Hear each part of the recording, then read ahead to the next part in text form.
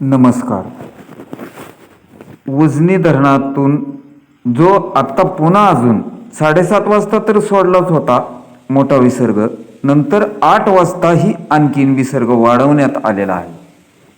तो किती काय व वीर धरणातून किती आहे हे सर्व सविस्तर पाहण्या अगोदर आपण चॅनेलवर नवीन असाल तर चॅनेलला सबस्क्राईब करा. उजनी धरणातून 7:30 वाजल्यापासून विसर्गात वाढ करायला सुरुवात केली. याचं मुख्य कारण म्हणजे उजनीत येणारी ही आवक मोठी आहे. 7:30 वाजता तो विसर्ग 90,000 क्युसेक्स भीमा नदी पात्रामध्ये करण्यात आला.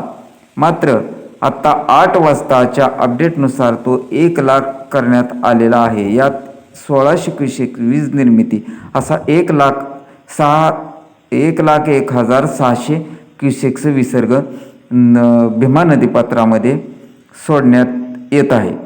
या पूर नियंत्रणासाठी या विसर्गामध्ये वाढ होण्याची शक्यता आहे, कारण आवकच 1,14,625 क्युसेक्स दुपारच्या अपडेटनुसार होती व धरणाची टक्केवारी उजनीची ही 98.46% झाली असल्या कारणामुळे आणखीनही विसर्गात कदाचित वाढ होण्याची शक्यता आहे. तरी नदीकाठच्या सर्व नागरिकांनी, शेतकरी बांधवांनी विशेष काळजी घेणे आता गरजेचे झाले आहे.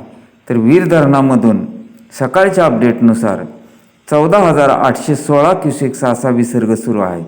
जर दोन्हीची बेरीज केली तर 1,15,000 16,000च्या आसपास ही संगममध्ये एकत्रित बेरीज होती. आता नंतरच्या अपडेटमध्ये किती विसर्ग होईल ते पाहणे अत्यंत महत्त्वाचे आहे.